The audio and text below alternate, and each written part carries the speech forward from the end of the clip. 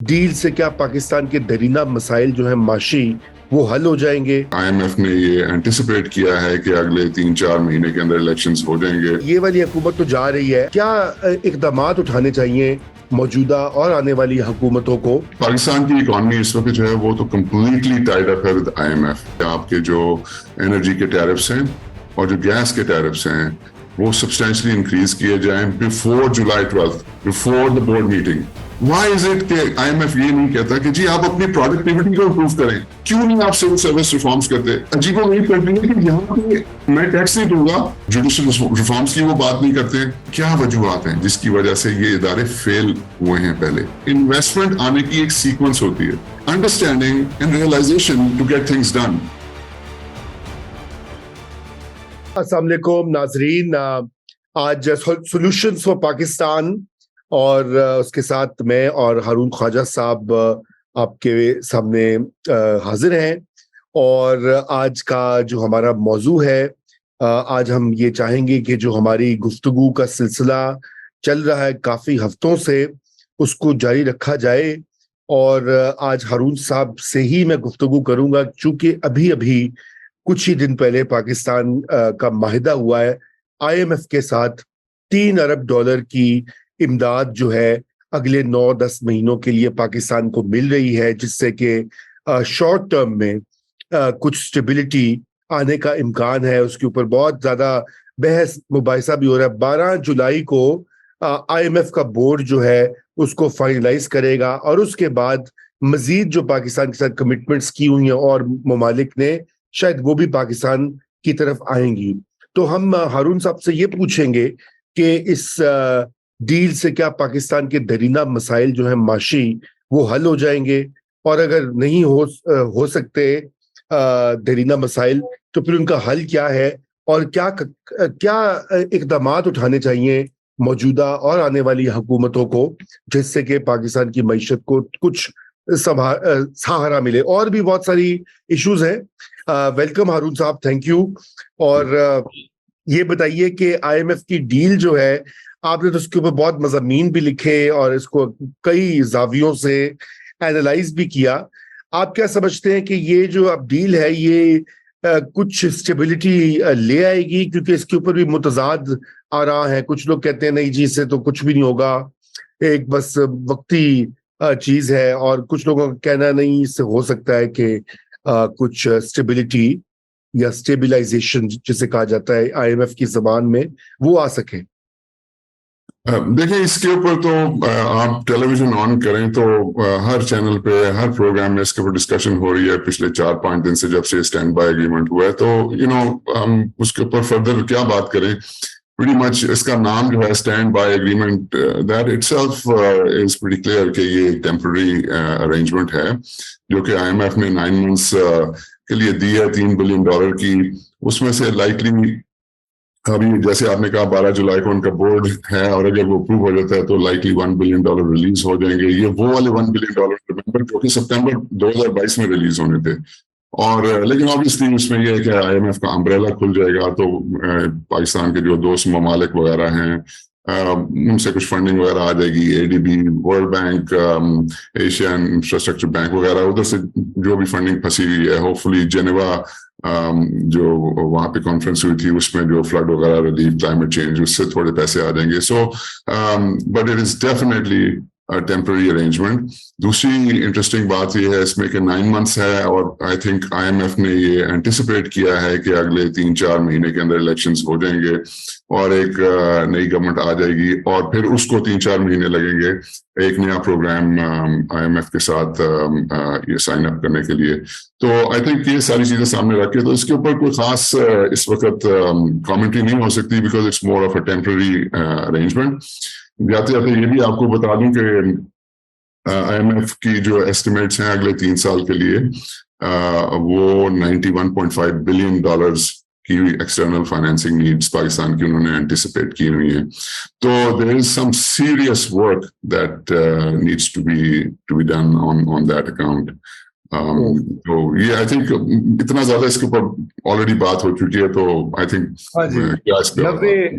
नहीं, मैं तो सिर्फ आपकी वो मेरे ख्याल से देखिए, ہارون صاحب میں آپ کو ایک چیز بتاؤں کہ بالکل میڈیا میں بہت کامنٹری ہوئی ہے، لیکن مسئلہ یہ ہے کہ آپ کو پتا ہے کہ یہ ٹیکنیکل میٹرز جو ہیں ہماری آڈینسز جو ہوتی ہیں جنرلی میڈیا میں، وہ ان کے لیے بڑا مشکل ہوتا ہے اس کو فالو کرنا، اور یہی طریقہ کار ہم اپناتے ہیں یہاں پہ، جیسے آپ پہلے بھی بات کرتے رہے تاکہ لوگوں کو بھی معیشت کے بارے میں اس طرح سے آگاہی ہو.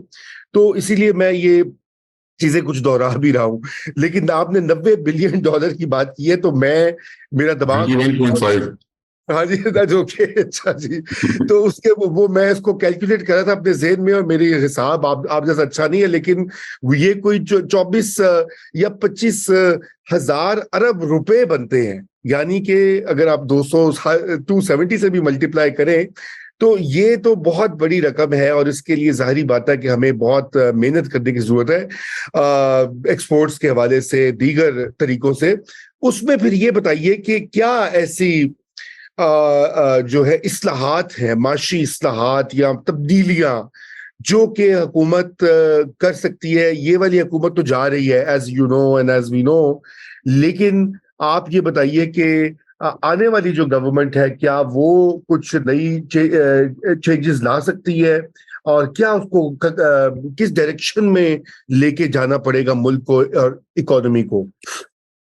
صحیح، یہ بڑا آپ کا ریلیونٹ اچھا سوال ہے. اس میں آپ ذرا کوئی نئی ہم ایک ڈائریکشن اور ایک نیا اینگل لے کر آتے ہیں.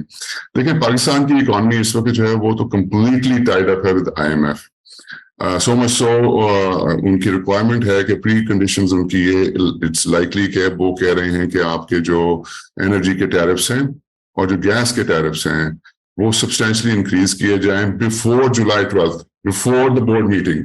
سو آپ کو اگلے پرابلی آج یا کل یا 12 جولائی سے پہلے آپ کو یہ ٹیرفس جو ہیں یہ سبسٹینشلی اوپر جاتے ہوئے نظر آئیں گے. آئی ایکچولی ہرڈ کہ گیس ٹیرفس جو ہیں وہ ایز مچ ایز 50% انکریز ہو جائیں گے، اور بجلی جو انرجی ٹیرف ہے وہ الیکٹریسٹی ٹیرف وہ کچھ $4 پر یونٹ سے زیادہ انکریز اٹس لائکلی، تاکہ ایک اسموتھ رائڈ مل سکے IMF کے بورڈ کے اوپر.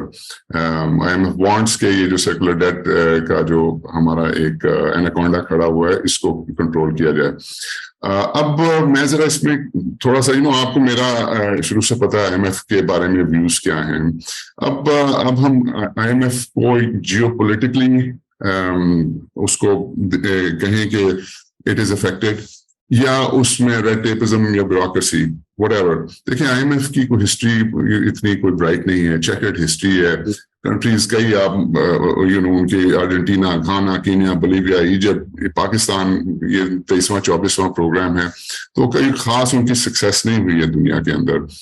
اب میں سمجھتا ہوں کہ it's very good for Pakistan to go along with international institutions.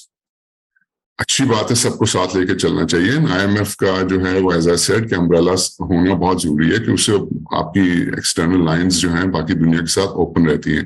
لیکن میرا ہمیشہ سے سوال بھی یہی رہا ہے، اور میری ریکویسٹ اگر یہ پروگرام کہیں سے IMF کے جو لوگ ہیں وہ دیکھیں، ان سے ریکویسٹ یہ ہے کہ دیکھیے آپ نے پاکستان کی اگر واقعی ہیلپ کرنی ہے تو بجائے اس قسم کی ڈیمانڈس کے جی آپ یہ ٹیرف انکریز کر دیں سوچے سمجھے بغیر، بھائی آپ ٹیرف انکریز کرتے ہیں چوری اور بڑھتی ہے، لاسز اور بڑھتے ہیں، تو وہ تو جو لوگ پے کرتے ہیں آلریڈی بل ان کے اوپر اور زیادہ آپ بوجھ ڈال رہے ہیں. اچھا اسی طرح آپ کہتے ہیں انٹرسٹ ریٹ بڑھا دیں، بھائی انٹرسٹ ریٹ بڑھانے سے تو کاؤنٹر پروڈکٹیو ہے. انٹرسٹ ریٹ بڑھاتے ہیں تو آپ کی ڈیٹ سروسنگ بڑھ جاتی ہے، جس سے آپ کی جو ہے وہ فسکل سپیس کم ہو جاتی ہے. سارے کا سارا دیکھیں نا 7-7.5 ہزار بلین اس سال جو ہے ہمارا وہ ڈیٹ سروسنگ کے اندر چلا جائے گا جو ہم ریونیو اکٹھا کریں گے. 9,200 کا ان کا ریونیو کا ٹارگیٹ ہے، جس میں 7-7.5 ہزار تو چلے. کیوں؟ اس لیے کہ آپ کی وہ 21-22% کے اوپر انٹرسٹ ریٹ، اور پہلے بھی پروگراموں میں نے بتایا کہ bulk of it is actually 80-85% جو ہے یہ تو جاتی ہے ڈومیسٹک ڈیٹ کی طرف. تو بجائے اس قسم کی لاپ سائڈڈ قسم کے ڈیمانڈس کرنے کی، وائی از اٹ کہ IMF یہ نہیں کہتا کہ جی آپ اپنی پروڈکٹیوٹی کو امپروو کریں، جو ریل پرابلم ہے پاکستان کا، تاکہ ایکسپورٹ سرپلس جو ہے وہ کریٹ ہو. ایکسپورٹس اس لیے نہیں بڑھتی کہ پاکستانی پروڈکٹیوٹی بہت لو ہے، ون آف دا یہ کیوں نہیں کہتے کہ آپ اپنی ایفیشنسی بہتر کریں. اپنی گورنمنٹ جو اس کی مشینری کو مشینری جو کہ 200 سال پرانے سسٹم چل رہے ہیں, کیوں نہیں آپ سول سروس ریفارمس کرتے؟ اس کے اوپر IMF کیوں نہیں فوکس کرتا؟ اور میں آپ کو ایک بڑی انٹرسٹنگ بات بتاؤں, کیوں نہیں IMF یہ کہتا کہ جی یہ عجیب و غریب کنٹری ہے کہ یہاں پہ یہ دس از اے لیگل تھنگ کہ نان فائلر ایک ایسی چیز ہے جو کہ ایکسیپٹیبل ہے پاکستان کی لاء کے اندر. یعنی کہ آپ کہہ رہے ہیں کہ جی میں ٹیکس نہیں دوں گا, اس لیے آپ جو ہے میرا نام نان فائلر رکھتے ہیں. وہ بلکہ میں آپ سے لطیفہ شیئر کروں, آج کل لطیفہ وہ 30 سال پہلے بچوں سے پوچھا جاتا تھا کہ تم بڑے ہو کے کیا بنو گے, تو وہ کہتے تھے کہ ڈاکٹر اور انجینئر بنوں گا. تو وہ کوئی جوک سنایا تھا کہ جی آج کل کے بچے کہتے ہیں بڑے ہو کے نان فائلر بنوں گا. تو مطلب why is it on serious note, why is it یہ ساری جو چیزیں میں نے کہا, اور بھی ایک لمبی لسٹ ہے, تو ایسی بات تو نہیں کہ ان کو نہیں پتا ہوگا. اچھا یہ ساری باتیں ہوتی نہیں ہیں. جوڈیشل ریفارمس کی وہ بات نہیں کرتے, بس وہ کہتے ہیں انٹرسٹ ریٹ انکریز کر دو, مارکیٹ ڈریون ایکسچینج ریٹ کرو. اچھی بات ہے, بالکل ہونا چاہیے, فلیکسیبل امپورٹ رجیم ہونی چاہیے. تو سو میرے خیال سے IMF سے ریکویسٹ ہے کہ جناب ہماری ہیلپ کریں. if you want to help us, if you want us to produce exportable surplus, if you want us to increase our revenue collection, تو یہ چیزیں ہیں کرنے کے لیے, بجائے اس کے کہ آپ ہمیں وہ نا سمپٹومیٹک یعنی کہ کیور کی بات نہ کریں اور آپ کو جو سمپٹمز نظر آ رہے ہیں اس کو آپ ٹریٹ کرنا شروع کر دیں. تو بات یہ میں نے اس لیے کی ہے کیونکہ آپ کا سوال یہ تھا کہ گورنمنٹ جو ہیں یہ آگے کیا کریں. دیکھیں governments are tied with IMF, ان کو IMF کو ساتھ لے کے چلنا پڑے گا. So we have to in the media and as public we have to request IMF کہ جی اب آپ کی اگر آ ہی گئی ہے, آپ کے پاس ایک carrot and stick آ ہی گئی کہ ہماری گورنمنٹ اور ہمارے پولیٹیشینس کو آپ سمجھا سکتے ہیں, آپ مل بھی رہے ہیں ان کو جا کے, تو یہ چیزیں ڈیمانڈ کریں بجائے ایسی چیزیں جس سے اور زیادہ بوجھ بڑھے. اور زیادہ بوجھ پڑے. بالکل, بڑی انٹرسٹنگ آپ نے یہ بات کہی کہ ایک بہت نیرو فوکس ہوتا ہے ان پروگرامز کا, اور یہی وجہ ہے کہ ہم دیکھتے ہیں کہ بہت سارے ایریاز اور جن کی ہم بات بھی کرتے ہیں, جو مطلب عدالتی ریفارمز آپ نے بات کی, جو کہ کیونکہ آپ نے دیکھا ہوگا بھی ایک فگر جو ہے وہ یہ ہمارے ایک منسٹر نے شیئر کیا, انہوں نے کہا کہ سینکڑوں ارب کے کیسز جو ہیں وہ پھنسے ہوئے ہیں عدالتوں میں, یہ ٹیکسز کے حوالے سے, دیگر حوالے سے, اور وہ کتنا بڑا ڈرین ہے, کوئی 3000 ارب روپوں کی بات ہو رہی ہے. تو بالکل بڑی امپورٹنٹ بات ہے. تھینک یو ہارون صاحب فار دس. اچھا مجھے یہ بتائیے کہ چونکہ آپ نے یہ بات کہی ریفارمز کی, اصلاحات کی, اور IMF کیا کرتی اور کیا کرنا چاہیے, تو مجھے تھوڑا سا یہ بھی بتائیے کہ آپ کیا سمجھتے ہیں کہ یہ جو ابھی انویسٹمنٹ کو پاکستان میں لانا باہر سے اور ملک کے اندر کے جو سرمایہ کار ہیں ان کو انکریج کرنا, جو کہ ایک پرابلم رہا ہے ماضی قریب میں اور ہے ابھی بھی, اور اس کے لیے اب ایک انویسٹمنٹ ایک فیسیلیٹیشن کاؤنسل بنائی گئی ہے, ایک کاؤنسل بنائی گئی جس میں کہ سارے سویلین عہدیدار بھی ہیں اور آرمی بھی ہے, آرمی کے جو ہے نمائندے بھی ہیں, اور وہ اس میں کام کرے گی. بلکہ میں آپ کو بتانا چاہتا ہوں کہ ہم کل میں پڑھا تھا کہ ہم نے پچھلے کوئی 2 ہفتے پہلے ہم نے زراعت پر بات کی تھی کہ زراعت کتنا اہم شعبہ ہے, اس کے لیے بھی سنا ہے کہ ایک یونٹ بن رہا ہے, آرمی اس میں بہت زیادہ انٹرسٹ لے رہی ہے. تو میں نے کہا شاید انہوں نے آپ کا ہمارا پروگرام دیکھ کر اور ہمارے جو باتیں سن کی, انہوں نے کہا اچھا ٹھیک ہے یہ 3 شعبے ہیں تو زراعت کو چن کرو. تو that's a good indirect compliment to our work. لیکن میں چاہتا ہوں کہ اس کے بارے میں بتائیں کہ انویسٹمنٹ یہ جو کاؤنسل بنائی ہے مرکزی لیول پہ, اس کا وہ کیا کر سکتی ہے یا کیا نہیں کر پائے گی, اس کی لمٹس کیا ہوگی. کیونکہ میں اس لیے ناظرین کو بھی بتانا چاہتا ہوں کہ آپ کا پنجاب میں ایک ایکسپیرینس تھا کہ آپ نے جو پنجاب کا بورڈ آف انویسٹمنٹ ہے اس کو آپ نے ہیڈ کیا اور اس کو آپ نے ریسٹرکچر کیا, بہت ساری آپ نے کمپنیز بنائی یہاں پہ, اور بہت سارے سرمایہ کاروں کو انوائٹ کیا, انسینٹیوز کا پیکج تیار کیا. اور وہ تجربہ کیسا تھا, اس کی روشنی میں یہ نیشنل ایکسپیرینس میں کوئی جان ہے یا نہیں؟ کہتے ہیں ریلیونٹ آپ کا کوشچن, تو بڑی اس میں انٹرسٹنگ میں آپ کو بات بتاتا ہوں. ابھی آپ یہ سارا بتا رہے تھے بیک گراؤنڈ, تو وہ it was passing through my mind کہ ہسٹوریکلی کیا ہوتا رہا ہے. مجھے یہ 27واں سال ہے پاکستان کی گورننس کے اندر, اور ڈفرینٹ طریقوں سے میں بیک گراؤنڈ میں رہ کے ریسرچ بھی کرتا ہوں, کام بھی کیا ڈفرینٹ لیولس کے اوپر, فیڈرل پہ بھی کیا ہے, پروونشل پہ بھی کیا ہے. تو آپ کو میں بڑی انٹرسٹنگ بات بتاؤں کہ پاکستان کے اسٹرکچر میں ایک بورڈ آف انویسٹمنٹ ہے, وہ تقریباً 25 سال پرانا ایک ادارہ ہے جو کہ فیڈرل لیول پہ انویسٹمنٹ جو ہے اس کو پروموٹ کرنے کے لیے بنایا گیا تھا. تو پہلے یہ صرف ایک بورڈ تھا, اس کو ایک آئی پریزیوم ایک منسٹر آف اسٹیٹ کے لیول کا اس کو اب لیول دے دیا گیا.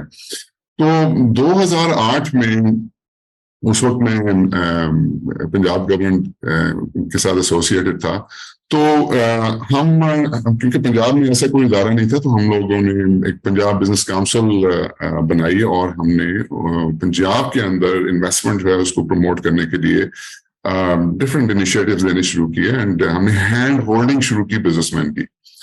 اور آپ یقین کریں کہ 2008 اور 2009 آپ کبھی پنجاب کے بزنس مین سے پوچھے گا کہ وہ پنجاب کا جو اکانومی تھی اس کے اندر ایک مطلب ارتھ کویک آ گیا. مطلب جو ادھر کے بزنس مین تھے ان کو یقین نہیں آ رہا تھا کہ یہ بھی ہو سکتا ہے کہ بھی ہماری بھی کوئی بات سنیں, اور یہ بھی ہو سکتا ہے کہ ہم فون اٹھائیں تو آگے سے فون کا جواب نہ صرف جواب آئے, لیکن ہم صرف ایک ریکویسٹ کریں اور 24 گھنٹے کے اندر وہ ریکویسٹ پوری ہو جائے.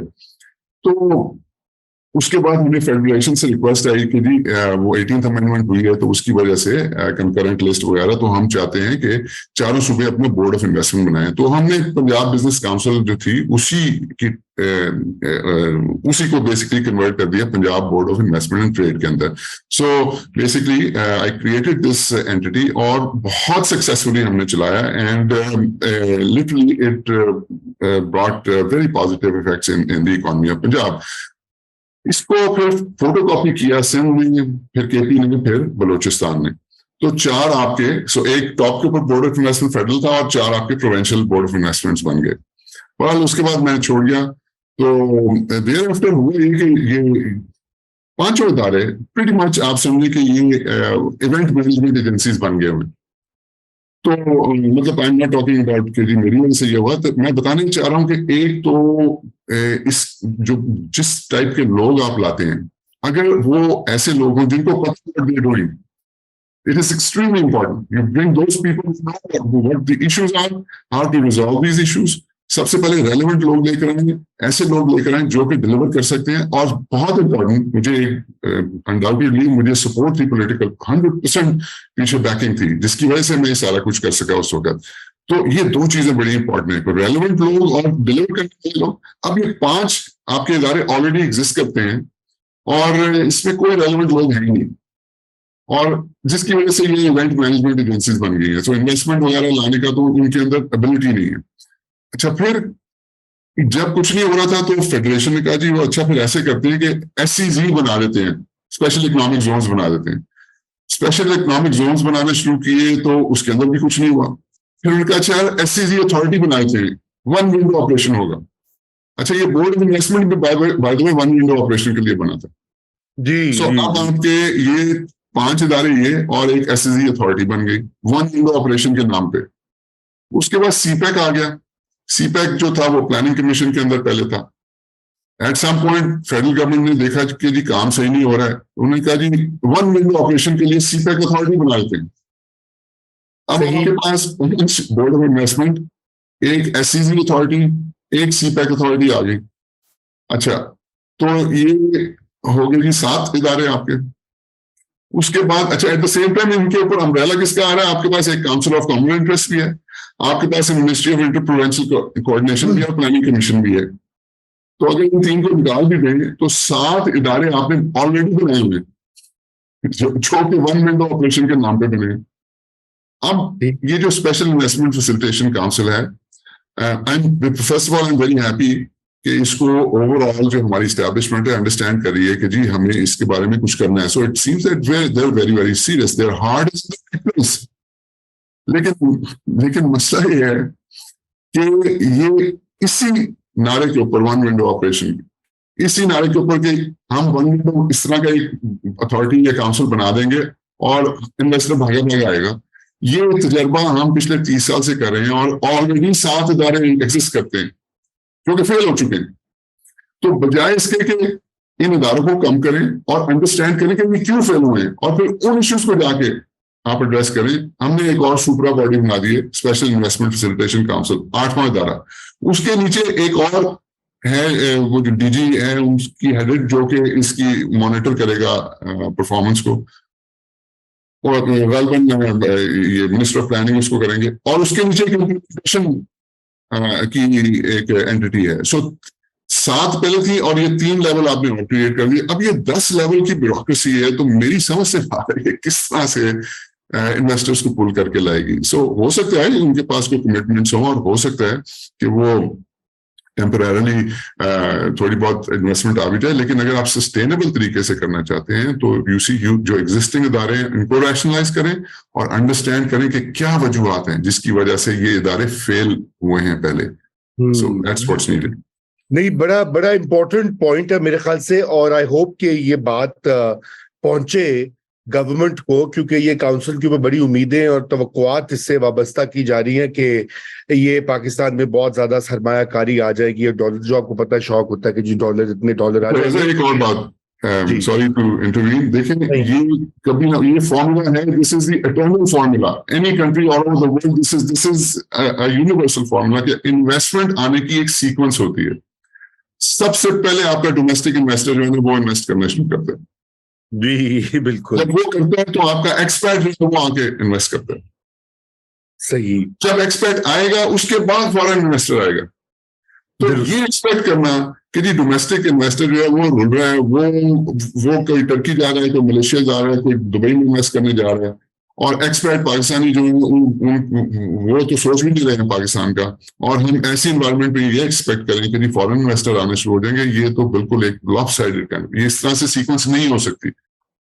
بالکل بالکل. تو یہ بتائیے کہ پنجاب میں آپ کو تھوڑا سا یہ جو آپ نے ذکر بھی کیا, you touched upon it, bureaucratic hurdles کیا آئے تھے, کیونکہ میں چاہتا ہوں کہ وہ بھی ذرا تھوڑا سا ہم اس کے اوپر بھی بات کریں, کیونکہ وہ ایک ایسی, اگر اس کاؤنسل کو, نئی کاؤنسل کو ایکٹیویٹ کرنا ہوگا تو اگر وہ کچھ بیوروکریسی کے حوالے سے, دیکھیے نا, long term civil service reform تو ایک بڑا وقت لے گا, بڑا پیچیدہ کام ہوگا, لیکن کیا ایسے کچھ اقدامات ہیں جو کہ اٹھا سکتی ہے کوئی فیڈرل گورنمنٹ, جس سے کہ وہ اٹریکٹ کر سکے انویسٹرز کو اور انویسٹمنٹ کو؟ دیکھیے, آپ کے لانگ ٹرم میں آپ نے کہا ہے کہ سروس ریفارمز, انشاءاللہ ہم اس کے اوپر بھی ایک سیپریٹ پروگرام کریں گے, لیکن وہ جتنا بھی لانگ ٹرم ہے, میں نہیں سمجھتا لانگ ٹرم لگے گی, پرابلی میڈیم ٹرم. لیکن پرابلم یہ ہے کہ وہ سٹارٹ ہوگا تو میڈیم میں لانگ ٹرم ہوگا نہیں, کچھ کریں ہی نہ تو پھر کبھی نہیں ہوگا. اچھا, دوسرا آپ نے پوچھا جی کہ کیا ہرڈلس تھیں. آپ یقین کریں ہرڈلس جو ہیں وہ بیسکلی کچھ بھی نہیں ہے. The issue is understanding and realization to get things done. یہ وہ جو کلچر ہے نا ہماری سول سروس کا, کہ وہ سیکشن آفیسر, اس کے بعد سیکشن آفیسر 2, اس کے بعد ڈپٹی سیکرٹری, اس کے بعد وہ جوائنٹ سیکرٹری, اس کے بعد ایڈیشنل سیکرٹری, اس کے بعد سیکرٹری. یہ کلچر جو ہے, اور جو سائل ہے, جو the person who is in need, جو آپ کا آرڈنری سٹیزن وہ باہر کھڑا ہوتا ہے, اور اس کو یہ نہیں پتا کہ اس دیوار کے پیچھے کیا ہو رہا ہے. اس دیوار کے پیچھے کچھ نہیں ہو رہا ہے. اس دیوار کے پیچھے جو بھی آفیسر بیٹھا ہوا ہے وہ اپنے کسی دوسرے آفیسر کے ساتھ بیٹھ کے چائے پی رہا ہے, اور اس کو کوئی پرواہ نہیں ہے جب تک اس کو اوپر سے کال نہیں آئے گی, وہ کبھی بھی کچھ نہیں کرے گا. دس از دا ٹریننگ. کیونکہ سول سروس کے اندر, اچھا انڈرسٹینڈیبلی, کیونکہ مطلب ٹو سرٹن ایکسٹینٹ یہ بھی ٹھیک ہے کہ وہ کلیکٹیو وزڈم ہے, اس میں یہ ٹرین کیا جاتا ہے کہ بھائی آپ نے نیڈ جرک کے اوپر ایکشنز نہیں لینے, آپ نے ڈیسیژن, آپ تو رہ چکے ہیں نا, you see you been at the helm of affairs, knee jerk actions یا ڈیسیژنز نہیں لیے جا سکتے, کیونکہ یہاں پہ لاکھوں کروڑوں لوگوں کا معاملہ ہوتا ہے, تو اس کے اندر کلیکٹیو وزڈم چاہیے ہوتا ہے. انڈرسٹینڈ, ٹھیک ہے, لیکن اس کا یہ مطلب نہیں ہے کہ ڈیسیژن لیے ہی نہ جائیں.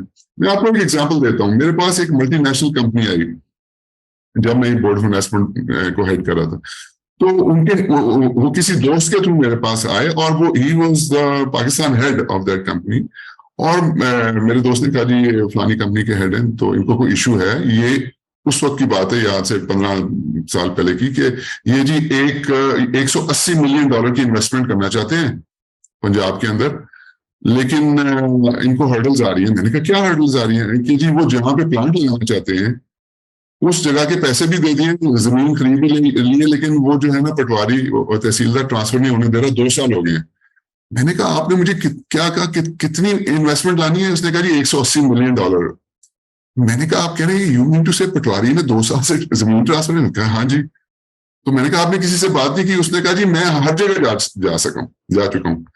آپ یقین کریں, میں نے کہا دیکھیں بھائی, اگر تو آپ یہ جو کہہ رہے ہیں یہ سچ ہے تو آئی ایشور یو کہ 24 گھنٹے کے اندر آپ کی زمین ٹرانسفر ہو جائے گی, اور اگر آپ مجھ سے مسٹیک کریں تو آپ یقین کریں میں آپ کو یہاں سے اٹھنے نہیں دوں گا. تو وہ انہوں نے کہا جناب میں بالکل سچ بول رہا ہوں. میں نے کہا آپ یہیں پہ بیٹھے. اسی وقت میں نے اپنے اسٹاف کو بلایا, ان کو بتایا کہ دیکھو یہ زیادتی ہو رہی ہے, مجھے بتاؤ اسٹیٹس کیا ہے. رضا بھائی آپ یقین کریں 24 گھنٹے کے اندر وہ زمین ٹرانسفر ہو گئی, اور اس کو یقین نہیں آیا کہ یہ ہو گیا. سو کچھ بھی نہیں تھا, مسئلہ تو کچھ بھی نہیں تھا. ایشو یہ ہوتا ہے کہ پٹواری وہاں بیٹھا ہوتا, وہ جب اس کو پتہ لگا اتنی بڑی کمپنی ہے تو اس نے کہا بھی مجھے بھی کچھ دو, اس کے بعد تحصیلدار نے کہا مجھے بھی کچھ دو, اس کے بعد اے سی نے کہا مجھے بھی کچھ دو, اس کا ڈی سی نے کہا مجھے بھی کچھ دو, رولنگ چین بھی. So these are the you know ایک ایگزامپل آپ کو بہت ہی this is an excellent example. اور میرا یہ خیال ہے کہ یہ جو اس طرح کی بالکل سول سروس ریفارم پہ بات کریں گے, لیکن جو آپ نے کہا ہے نا کہ مختلف پارٹس اور فیصلہ نہ کرنا, یہ بھی ایک بہت بڑا اس میں ہرڈل ہے. تو بہرحال خواجہ صاحب تھینک یو فار جوائننگ, اور ہم امید کرتے ہیں کہ کچھ تھوڑی بہت اسٹیبلائزیشن آ جائے پاکستان میں, اور جو پینڈنگ اصلاحات ہیں اس کے اوپر آنے والی گورنمنٹ, کیونکہ اب تو الیکشنز کے بعد ہی سب کچھ ہوگا, اب الیکشن ہوں گے, اس کے بعد ایک نئی گورنمنٹ آئے گی. تو تھوڑا سا آپ یہ بھی بتا دیں, آپ نے دیکھا ہوگا کہ IMF ابھی پولیٹیکل پارٹیز سے بھی ملی ہے, کل پرسوں انہوں نے جا کے سارے پارٹی سے ملے. یہ مجھے تو کافی سرپرائزنگ لگا کہ کیونکہ میں نے پہلے کم ہی دیکھا ہے کہ اس طرح سے اوپنلی, ہاں میں بھی پارلیز کرتے ہوں گے پارلیمنٹیرینز کے ساتھ, تو آپ کیسا اس کو دیکھتے ہیں کہ ان کو کس چیز کا فکر ہے کہ یہ کوئی اور پارٹی آگے گورنمنٹ میں معاہدہ نہ توڑ دے یا ریفارمز نہیں کرے, یو نو؟ نہیں میرا نہیں خیال. دیکھیں رضا, ہم کم از کم میرے خیال سے 3 یا 4 پروگرامز میں ہم اس کو کنسسٹنٹلی اس پوائنٹ کو ریز کرتے ہیں کہ دیکھیں جو ایک کنٹری جو ہے اس کی ریکگنیشن یونائٹڈ نیشنز کے اندر, جنیوا وغیرہ کے اندر ایک ڈاکیومنٹ کے اوپر ہوتی ہے. اس ڈاکیومنٹ کا نام ہے دا کانسٹیٹیوشن. وہ کانسٹیٹیوشن جب بنتی ہے کنٹری کی, اس کی وجہ سے اس کو ریکگنائز کیا جاتا ہے ان فورمز کے اوپر. اس کی وجہ سے وہ ورلڈ کمیٹی کے اندر ایز اے نیشن جانی جاتی ہے, ایز اے کنٹری جانی جاتی ہے. اور اس کانسٹیٹیوشن جب وہ ریکگنائز ہو جاتی ہے تو اس کی بیسس کے اوپر پھر آپ کے ساتھ دوسری کنٹریز اور انٹرنیشنل آرگنائزیشنز جو ہیں وہ ڈیل کرتی ہیں. اس کی بیسس پہ کانٹریکٹس, انٹرنیشنل کانٹریکٹس ہوتے ہیں. تو اب IMF ایک انٹرنیشنل ایجنسی ہے, اور پاکستان کے ساتھ جو بھی وہ ڈیل کرتی ہے وہ اس انڈرسٹینڈنگ پہ کرتی ہے کہ اسی ایک سرٹن کانسٹیٹیوشن ہے, سرٹن رولز ریگولیشنز یہاں اس کنٹری کے اندر اس طرح سے چلتے ہیں. تو میں تو آپ کو یاد ہے, میں تو پہلے دن سے کہہ رہا ہوں کہ کانسٹیٹیوشن جو ہے اس کو اگر ہم کوشچن میں ڈال دیں گے, گرے میں ڈال دیں گے, تو یہ کسی قسم کے ہمیں معاہدے کی کسی سے امید نہیں رکھنی چاہیے. کیونکہ آپ کی کانسٹیٹیوشن اگر گرے میں آ جاتی ہے تو آپ کے تو لوکل کانٹریکٹس نہیں انفورس ہو سکتے نا. دیکھیں ابھی وہ جوڈیشری کا تو یہ حال ہے کہ وہ آرڈر کرتے ہیں, آگے کوئی مانتا ہی نہیں ہے. تو ہم تو خود ہی اپنی کانسٹیٹیوشن کو گرے میں ڈال دیا. تو میرے خیال سے یہ ان کا ملنے کی وجہ یہ ہے کہ جی خدا کے واسطے, مطلب پرابلی ڈائریکٹلی نہیں کہا ہوگا, شاید ڈائریکٹلی بھی کہا ہو, لیکن جو انڈائریکٹ میسج ہے وہ یہ ہے کہ خدا کے واسطے الیکشنز کروائیں, ایک ریپرزینٹیو گورنمنٹ آئے, تاکہ یہ ساری چیزیں, یہ جو ایک ناٹ بن گئی ہے ہماری, جو political and constitutional and judicial and administration بھی بیچ میں اسٹیبلشمنٹ, اس کو آپ ریزالو کریں, الیکشنز کرائیں, ریپرزینٹیو جو بھی آئے, تاکہ نارملائزیشن کی طرف چلیں. باقی بھی سارے انٹرنیشنل ایجنسیز, دوسری countries, they are so keen کہ جی لیٹس موو فارورڈ, لیکن اپنا مسئلہ کو ریزالو کریں. So I think that's why they are meeting. جی بالکل, thank you so much Haroon صاحب, اینڈ آئی ہوپ کہ ناظرین آپ کو اگر یہ ویڈیو پسند آئے تو اس کو شیئر بھی کیجیے, اپنے کامنٹس بھی دیں, اور انشاءاللہ اگلے ہفتے ہم دوبارہ آئیں گے ایک اور ہمارے ایکسپرٹ کے ساتھ, اور ہم جو مختلف سیکٹرز کو کور کر رہے ہیں اس پروگرام میں اس سلسلے کو بھی جاری رکھیں گے. اور اس کے ساتھ ہی خدا حافظ, اور once again thank you Haroon صاحب. Thank you.